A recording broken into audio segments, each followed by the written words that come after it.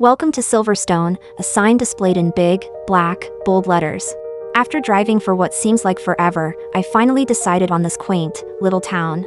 The further I drove into the city, that was to be my new home. It was a perfect fit for me. For now, at least. It was pretty much smaller than what I'm used to, but I'm not looking for luxury. I needed to hide out, and this was it, insignificant, undetectable. I drove past a few houses that were surprisingly extremely spaced out.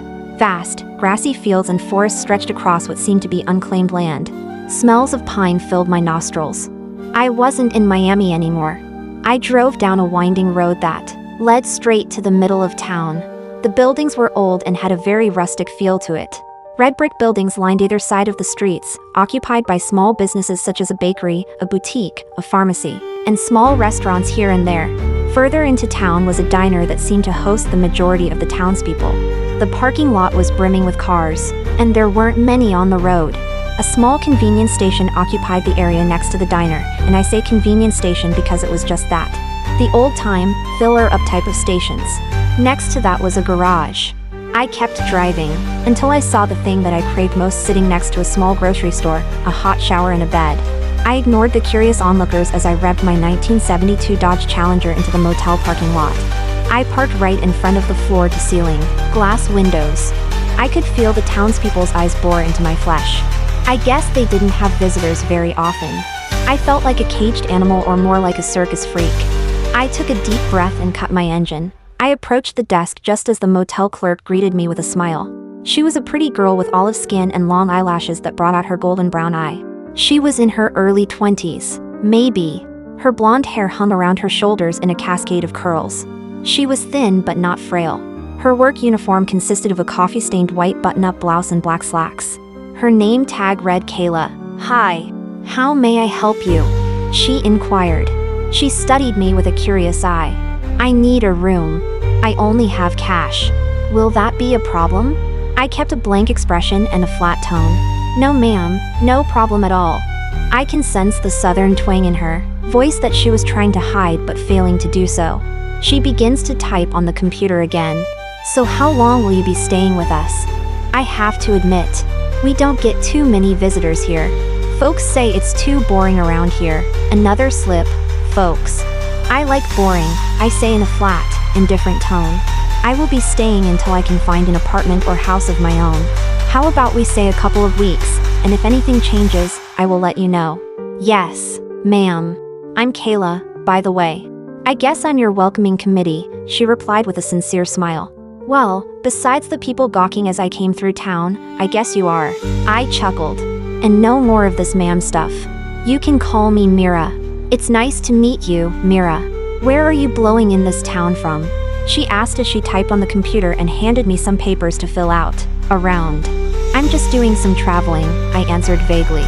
I handed Kayla back the papers containing the information I claimed as my own. "It's good to have you." I guess she took the hint that I wasn't very friendly. She didn't press me for more information. She typed on the computer some more and soon handed me my motel key card with the hotel room number on it. I was just happy they weren't keen on identification verification. "Enjoy your stay, and if you need anything at all, just let me know, and I will assist you as best I can." I nodded my thanks and exited the office to find my room. I got in my car and went and searched for my home for the next couple of weeks.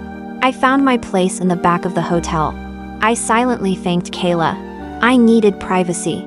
I got out of my car and took a look around to make sure there were no nosy townspeople close lurking.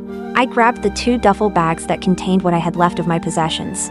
I took them to the door of my room and took one last look around before opening it. Once inside, I put the duffel bags on top of the queen-sized bed. I assessed the small white, bland room decorated with awful floral bedding and drapes. I thought it was best to close those. There was a television, microwave, and a mini fridge. The stockpiled bathroom hosted a shower.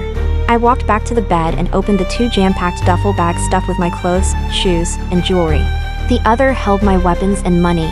And my God, it was a lot of money.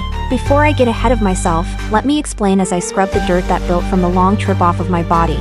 I never knew my father. He was a deadbeat piece of trash that ran out on my mother. All I know is that he was Colombian. My mom was black. My mother was my everything. When I was 10 years old, she got extremely sick. I didn't know what to do. She had cancer, and we didn't have much. We didn't have any other family that I knew of, and I damn sure wasn't going to take my chances in the system. When my mom got too sick to function, I called an ambulance, and they took her to the hospital.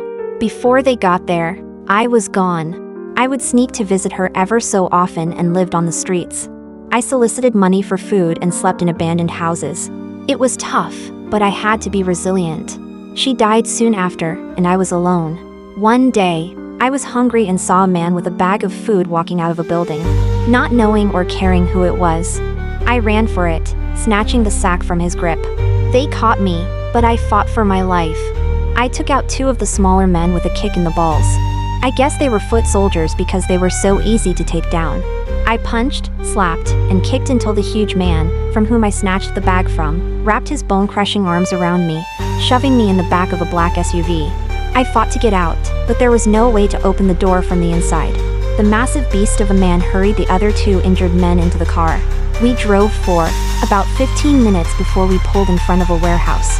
I vituperated them the whole way as one man held his family jewels and the other his eye. The big man just chuckled.